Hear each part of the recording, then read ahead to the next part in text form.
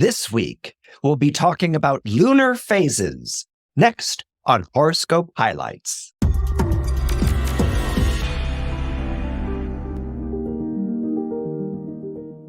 This podcast episode is sponsored by Astrology Hub's Academy.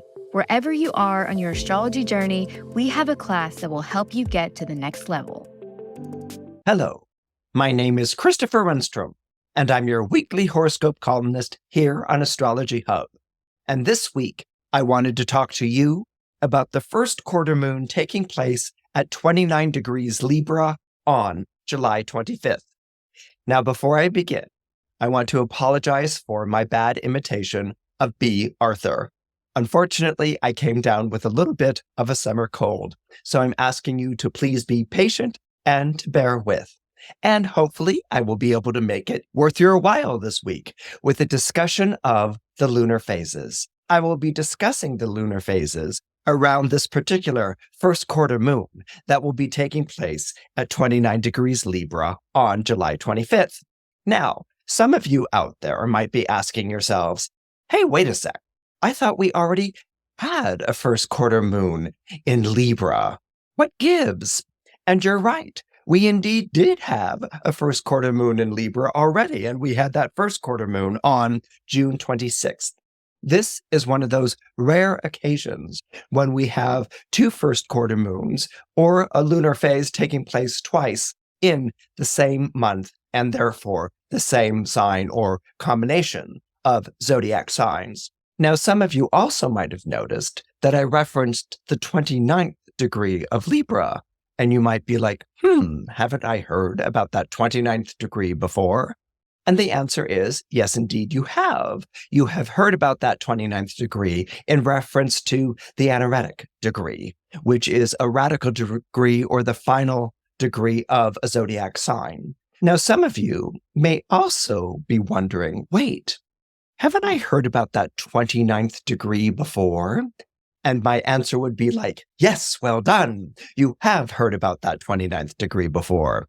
We discussed it when we talked about the solar eclipse taking place on April 20th at the 29th degree of Aries.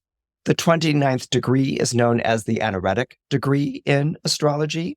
It's said to be fated and to be very powerful and to be very volatile. So a solar eclipse, like the solar eclipse did on April 20th, would have been an especially powerful one. And also this first quarter moon at 29 degrees Libra, we can also expect to be a very powerful one. Just if I may to unpack just a quick moment here, we are entering into a pattern where we will see lunar phases taking place in cardinal signs at around the 29th degree. Remember, we had the solar eclipse April 20th at 29 degrees Aries. We're having the first quarter moon this July 25th at 29 degrees Libra. We will have a first quarter moon on October 22nd at the 28th degree of Capricorn.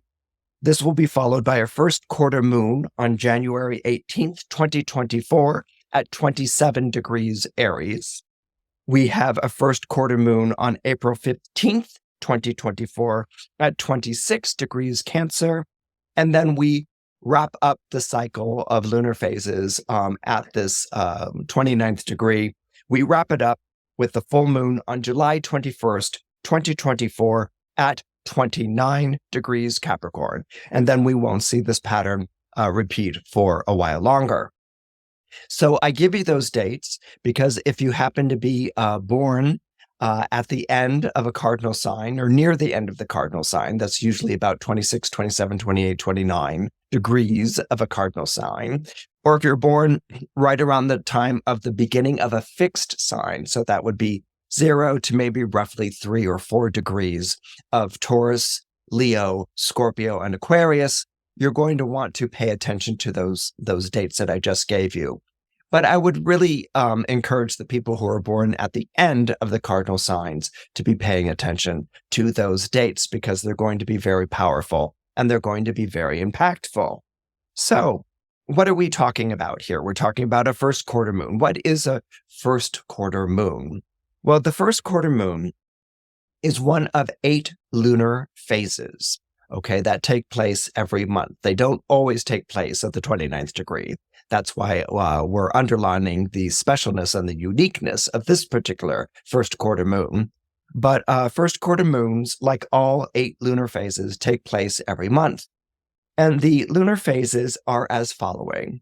There is a new moon, a waxing crescent moon, a first quarter moon, like we'll be discussing today, a waxing gibbous moon, a full moon, a waning gibbous moon, a last quarter moon, and then a balsamic moon, like in balsamic vinegar. And they're actually linked.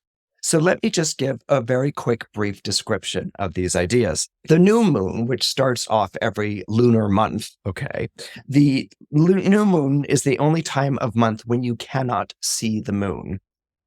You are literally in the dark, and that's because the moon is in the exact spot that the sun is in the sky, and so it's not reflecting the sun. It can't reflect the sun. It's standing in front of it. It's standing between us and our view of the sun.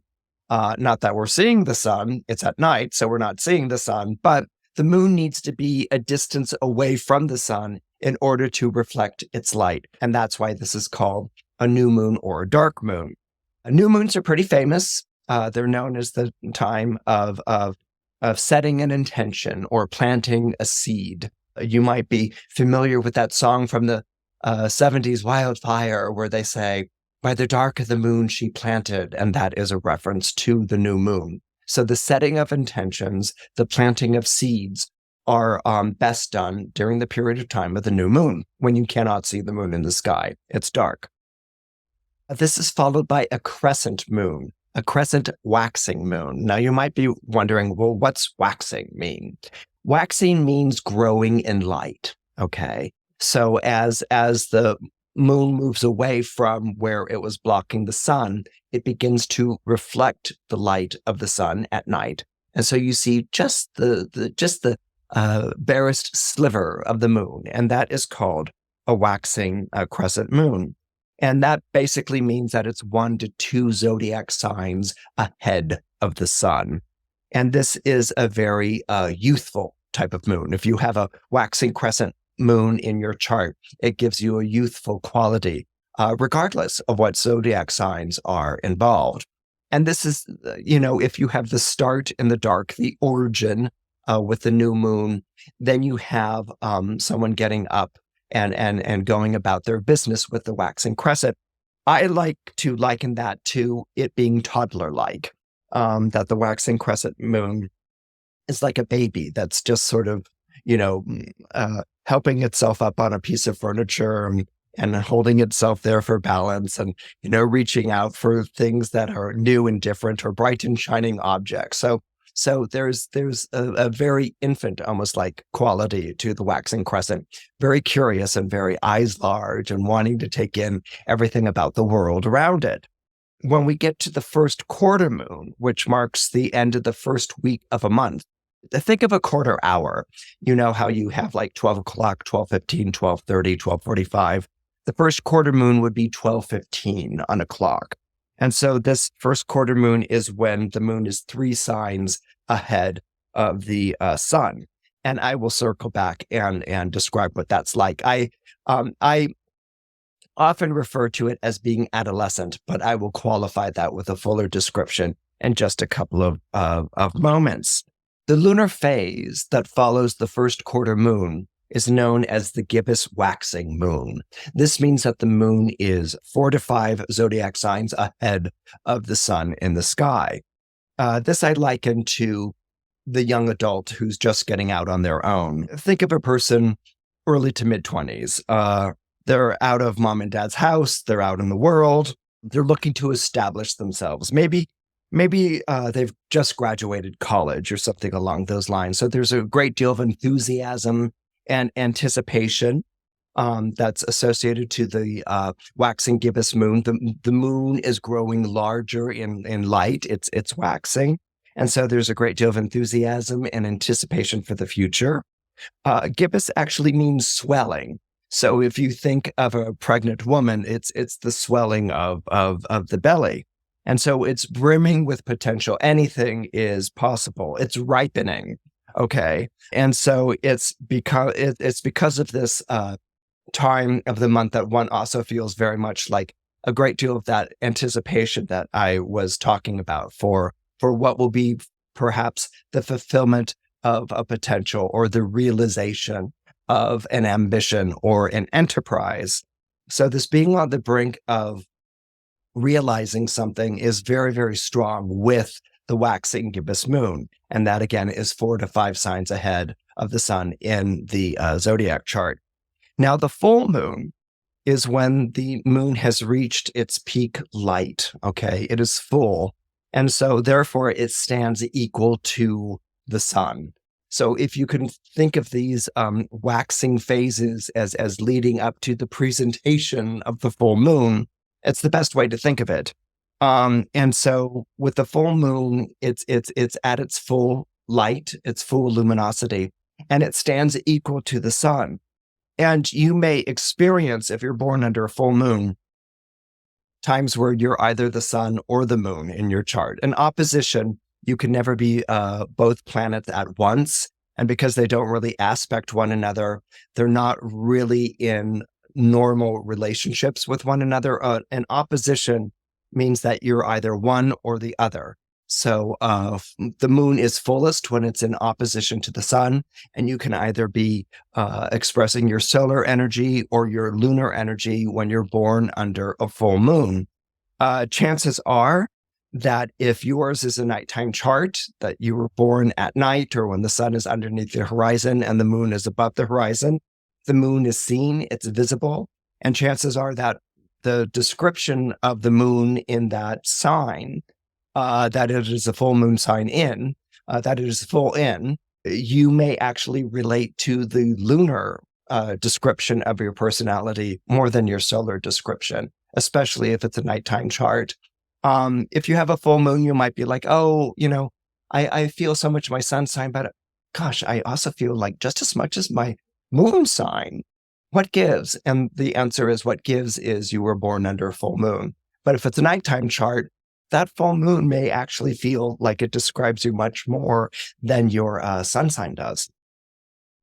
So when we get to the next phase, the phase that follows the full moon, it's peaked. And this means that the moon is now traveling behind the sun in the order of zodiac signs. Okay. So if, for instance, you're a Cancer and your moon is in Leo, that's a waxing crescent. Okay. Because the moon is in the zodiac sign in front of Cancer. And then the full moon, if you're born under the zodiac sign of Cancer, is going to be Capricorn. Let's say you're a Cancer with your moon in Aquarius. Okay, Aquarius is now behind Cancer in the zodiacal order. Okay, Cancer is the summer ahead of the winter placement of the moon in Aquarius. So the moon is behind the sun in Cancer. And so if that's your place, if your moon is 4 to 5 signs behind your sun sign in zodiacal order, this is what's called a waning gibbous moon, a disseminating. I think Dane Rudhyar used the word disseminating with this waning gibbous moon. And what he meant by disseminating was that a flower comes into full bloom, and we look at this flower and we're like, oh, what a lovely flower.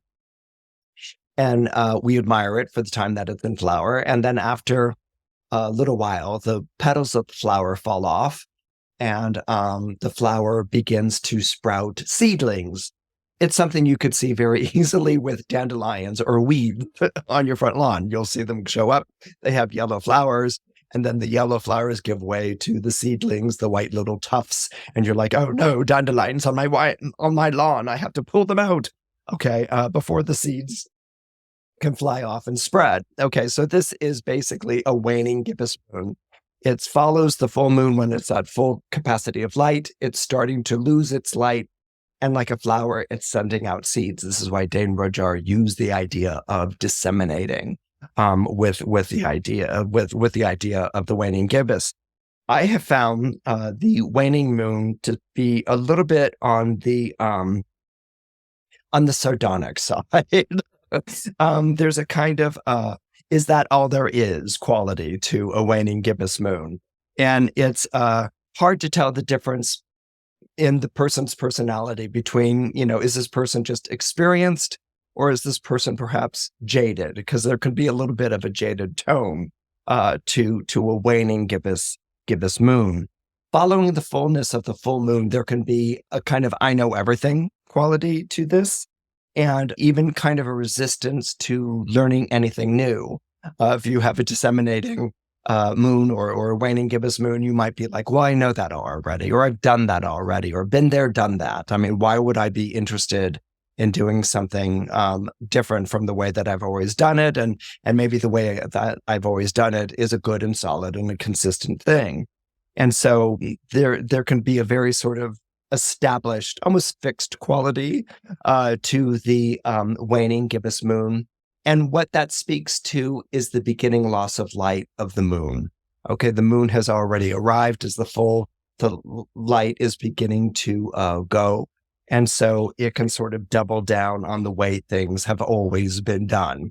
When we get to the last quarter moon, which is a waning moon, waning means losing light. Remember, waxing we talked about as in building in light, and waning is losing its light. The moon phases wane after the full moon. An easy way to remember that is sort of like, remember that car commercial, wax on and wipe off? Okay, you can sort of apply it as wax on. Okay, the moon is gaining light, and wane off. The moon is losing its light.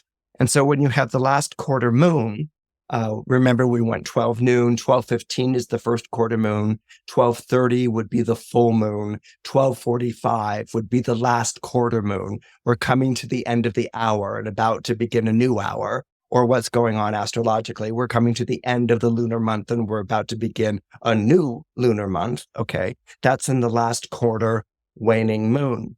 And this is a love of old things. This is like, remember how we've spoken about before about how the tree loses its foliage in the fall? That's because all the energy that went up from the roots into the buds of the trees and made the tree leaf or perhaps even flower. Okay, when it comes fall, that energy moves away from the buds, it moves away from the branches and heads back down into the roots of the tree. Okay. And that's why you see the leaves change color and they begin to fall, because all of the energy from the tree is no longer going into the leaves. It's now going down into the roots. It's getting ready for hibernation. And so there can be a getting rid of anything that's extra, that's heavy, that's burdensome. There can be questions or issues if you're born under last quarter moon. Am I an accepting personality, or am I just sort of giving up? So there can be questions along the lines of like, did I really do the best job that I could have? And I need to accept circumstances, or am I just giving up or yielding the field? The thing that I'm trying to communicate here is with the loss of light comes a lot of second thoughts and second guessing about where one is in life. There can be a fear of being surpassed or outdated, or antiquated. And so it's more, well, I don't know. It always, this is me. It just always puts me in mind of Moses, okay, from Genesis in the Bible. There's Moses, when he finds his call, he discovers a burning bush, and the burning bush gives him a mission in life, which is to rescue the Israelites. And so there's something I need to do that would be like a first quarter moon, and then the last quarter moon is Moses, after having led the Israelites out of Egypt and into the 40 years in the desert. And now, they're going to cross the river into their land, but he stays because he's sort of done his job. It's kind of like, I got my people out of Egypt, and like, where the hell am I going? I don't know, but also this kind of completion, this sense of like, I've accomplished the task. So what comes next? So there is that kind of a quality to a last quarter moon. And then finally, when we come to the balsamic moon, this is the zodiac sign that's before or even the same sign as the sun, but just a few degrees after it, before it gets to the sun to form the new moon. Balsamic basically means health giving. Like the vinegar. The point of the balsamic vinegar is that it was curative. So it's healing and acidic. So with the balsamic moon, you get the sediment, the remains of the lunar cycle. And so it can be both healing and curative. So you can get, as far as a character, kind of sort of cranky, tired, or ill-humored, or just fatigued moon, maybe biting in its delivery and world-weary. It's desperate to return to sleep, to go back to sleep, to the dark. But the residue, of the sediments, if you know balsamic vinegar, it has an incredibly flavorsome browned bits. It's the most concentrated energy. And so it's not the fullness of the full moon, but you get the concentrated, the absolute epitome of the energy and the story of the lunar cycle in the balsamic moon. This is why I like to call the balsamic moons the closers of the lunar cycle. They're really good at tying up loose ends. They're really good at taking care of unfinished business. And they're really good at bringing things in for a landing. They're the ones that can say, okay, we're done. This is it. This is as far as it goes. And where other people might be like, well, wait, we can try again or whatever. It's the balsamic moon that's going to say, no, we're not going to try. This is done. We brought this in for a landing, and we need to step away and let it be. And it will be judged on its own merits. So balsamic moons are very much the closers of the lunar cycle. And pretty much the waxing crescent are like the openers of the lunar cycle. So let me double back and talk about the first quarter moon, the first quarter waxing moon, the one that's taking place this July 25th at the 29th degree of Libra. Okay, so a first quarter moon takes place when the moon is 3 zodiac signs ahead of the sun. So if we have sun in Cancer, if you count 3 signs ahead from Cancer, Leo, Virgo, Libra, you get to Libra, and that is going to be the first quarter moon, okay? And so here, we were talking about how the new moon is the beginning of an intention, or the beginning of life, or the beginning of an idea, beginning of a relationship, beginning of an enterprise. Things begin under the new moon. And then they move from, being born to a toddler, getting up and supporting itself on the chair and taking in the world, and maybe trying some fumbling steps and falling and being delighted or crying or something. But, you're test driving the body that you're in, or you're test driving the intention, or you're test driving the enterprise, or test driving the relationship, whatever has begun. Maybe you've just bought a house, you're test driving the house, seeing where things go. Okay, these can be all things that would be connected to a waxing crescent.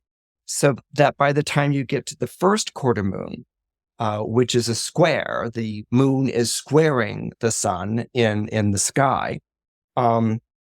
This is what I call the adolescent phase. So we've moved on from, exploring the world and seeing what it's like, to wanting a voice, okay? Wanting to say, I have a voice, but not really having anything to say. Now, that doesn't mean that all adolescents want to have a voice and have nothing to say. That's not what I'm saying at all. What it's really referring to is experience. I remember when I was starting out as a writer in college, and I would try all these different styles and write about these subjects and things like that. I enjoyed writing, but I didn't begin with like, boom, I'm this kind of a writer. I was wearing different hats and things like that. And I remember an early writing teacher saying to me, you're trying too hard. you're trying too hard. And I was like, what's that mean? And he was like, you're trying too hard. You're trying to affect a voice, and I was like, oh, and it's like, you don't have to be so elaborate. I don't even know if this is going to be the style you ultimately write in, but just be simple and just tell it like it is. And I was like, okay, I'll try, But what I was always aware of for those first few years in college and then just out of college, my guilty secret was I didn't have a voice. I didn't have anything to say. I just wanted to say something. I just sort of like wanted to take up room or interest people with the words that were coming out, but I wasn't saying anything. I didn't have a voice. I didn't have a voice that expressed who I was. And this can be kind of the feeling of the first quarter moon. It's adolescent. You're about to drive, and you're going to be graduating high school, and you're going to be going out into the world, and you're this young adult who fancies themselves an adult, but you're not an adult by rank or by experience yet. You're probably dependent on an adult still, and so this is what's going on with that first quarter moon. It insists on having freedoms, but hasn't done anything yet to earn them. And again, this is simply about maturation. This is simply about experience. And so when you have a first quarter moon, like in your chart, for instance, natally, you may be highly reactive. You may do a lot of acting out in your life, in which you have very strong opinions, and there's very enthusiastic yeses and bellicose no's. It may be very strong and very, very powerful. And so this is what I call the growing pains moon. It may have these things by right. One can get his driver's license at 18, but it doesn't mean that you're experienced in what's going on here. And so there can also be a feeling of things being out of whack.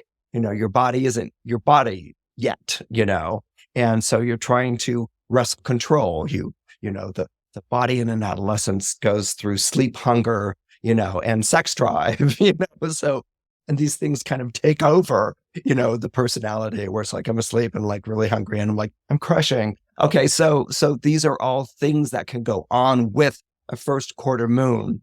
I'm using the metaphor of the adolescent, but it can go on regardless of age. You may still be having strong sleep hunger, sex cycles overpowering your body in your 60s, okay, if you're born under a first quarter moon. But remember that all squares, so all quarter moons, are combative and collaborative by nature, okay? So they're combative because it's Mars ruled, they're wrestling to get the upper hand, but there also can be a collaborative effect. When you think of, for instance, like Aries and Libra, right? We think of Aries as the ram, and it's shown with the head and the horns. So it's, butting heads and locking horns. These are very Aries types of ideas. And then we think of Libra and we see the handle of the scales. If you are familiar with the symbol of Libra, it's the handle of the scales. The scales are here, but the handle holds the frame that holds the two scales. That's one understanding of the symbol of Libra. What I was surprised and delighted to learn recently is that the other symbol of Libra was the yoke. Okay, so it was the yoking together of oxen. And so when you think of Libra and its association to relationship and marriage, it's the yoking together. Think of the two spouses wearing an oxen's yoke, and they're plodding forward into the field to furrow it or to pull a wagon or something like that. So Libra was not only the scales, but it was also the yoke, the thing that paired the oxen to each other and allowed you to drive a cart. So in this first quarter moon, we have establishing the self as different, but making yourself different doesn't necessarily mean that you've made yourself individual, or in a Jungian psychological way of putting it, it doesn't mean you've individuated. You've established your difference, but it doesn't mean that you've individuated. And indeed, in the understanding of the lunar phases, traditionally the first quarter moon, it's the first challenge after emerging from the birth of the new moon. And many astrologers will say obstacles appear that challenge who you are, and decisions need to be made to push ahead. But I want to remind you, it can be a feeling like it's on your shoulders and you should have a reaction and that's going to be it. But with the first quarter moon, because it's so young in the lunar cycle, it doesn't make you an individual, not yet. You feel a difference. I'm not a kid. I'm a young adult, but I'm not yet my own person. This is something that I want us to think about when we think of the first quarter moon that's taking place between the zodiac signs of Cancer and Libra. What I like to do when I look at squares is look at what the two signs have in common. And the first obvious answer right off the bat is what they have in common is that they are both cardinal signs. Cancer is the cardinal sign associated to the summer solstice, and Libra is the cardinal sign that's associated to the autumnal equinox. What's also interesting about the two of them is looking at the planetary rulers. Cancer is ruled by the moon, Libra is ruled by Venus. So Cancer is very much about the home, the hearth, the family, ancestry, building a foundation, building a house, okay? And the best house that you can to shelter your loved ones, your family. This is pretty much a cardinal virtue of Cancer is the love of family and the love of tradition, and even perhaps preserving tradition in an environment which has nothing to do with where you were born and raised. Okay, can also be Cancerian in that regard, but Cancer is pretty much going to be lunar. It's about the family and the ties that bind, which are like blood ties or biological ties or familial ties. This is the home you come home to at the end of the day and sleep at night. Libra is ruled by Venus. And one of the big differences that I like to look at between the moon and Venus is moon has this bonding relationship.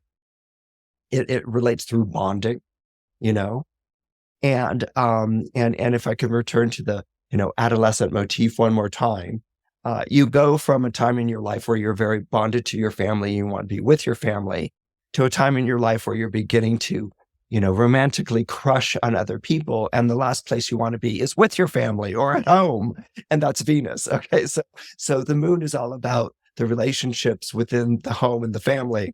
And Venus is all about the relationships outside the home and family. Like, oh my God, that person's so sexy. Or, oh, they looked at me and I'm going to gossip with my friends and speculate about possible romantic intrigues and possibilities. And I'm going to form a romantic relationship. And this is going to maybe take me away from where I was born, or this romantic relationship may be with someone who is culturally different from the home that I was raised in.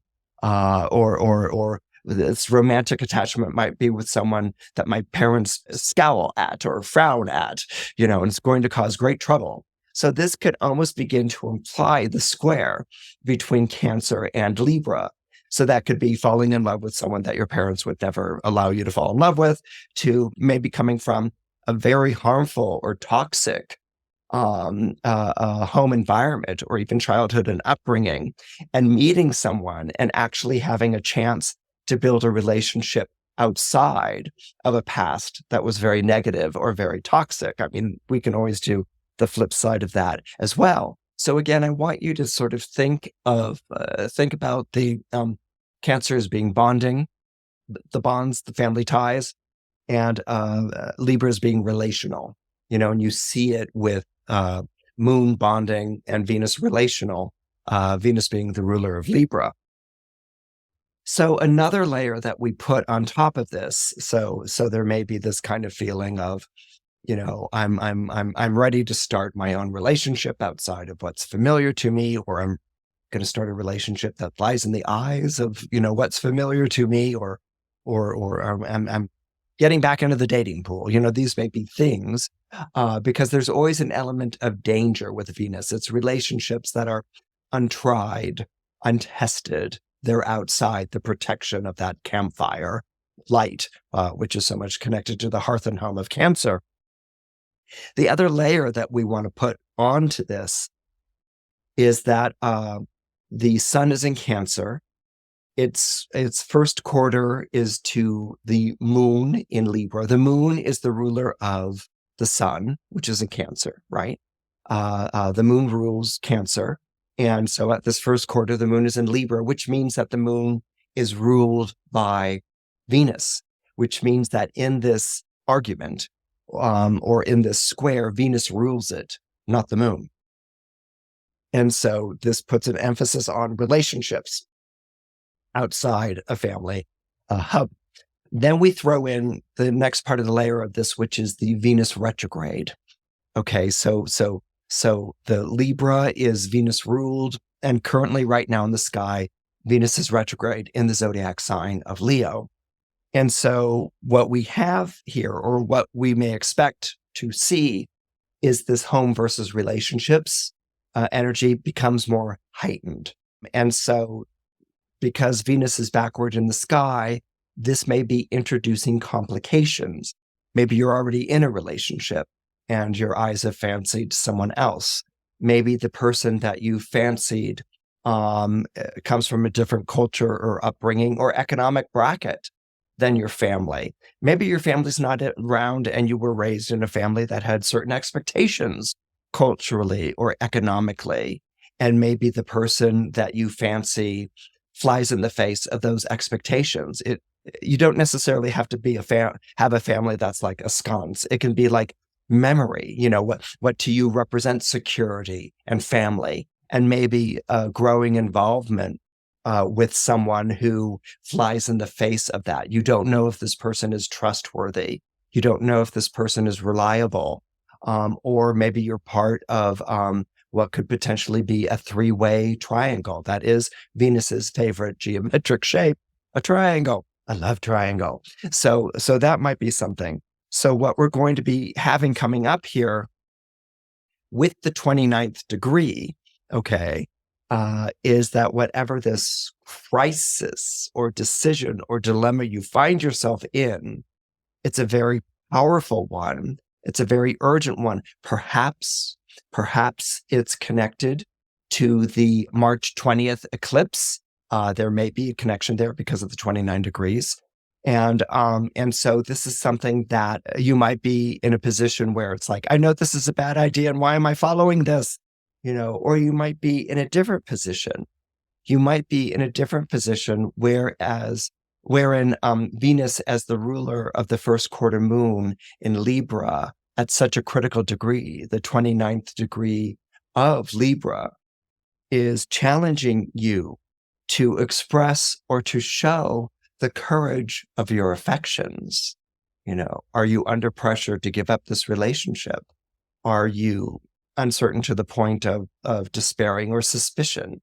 So retrograde Venus isn't only just like, bad news for romance. It's also a reflection on your choices, a reflection on your habits, a reflection on your values, because Venus, as it's backtracking through the sky, you're literally backtracking through the case that you built to go forward with a relationship or an association.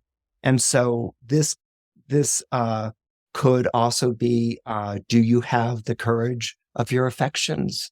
Are you truly as drawn to this person or this situation or this hope that as you profess to be? So that may also be a very powerful and telling question. This first quarter moon at the 29th degree repeats with the first quarter moon on October 22nd of this year. That first quarter moon will be at 28 degrees Capricorn. So it would be the sun in Libra with the moon out ahead of it in the zodiac sign of Capricorn. And of course, when you're dealing with the first quarter moon in Capricorn, emerging out of the new moon lunar energy of the Libra, this is all about dealing with the consequences. It's all about dealing with the consequences of the decision. So what you will be facing this week is perhaps a test to the courage of your affections. A decision is made so that by October 22nd of this year, with the first quarter moon in Capricorn, you are dealing with the consequences. And whether those consequences are favorable or disappointing all depends on the decision that you are on the brink of making. I hope you enjoyed this week's episode of Horoscope Highlights. Please don't forget to comment, like, and subscribe. Your support means a lot. See you next week.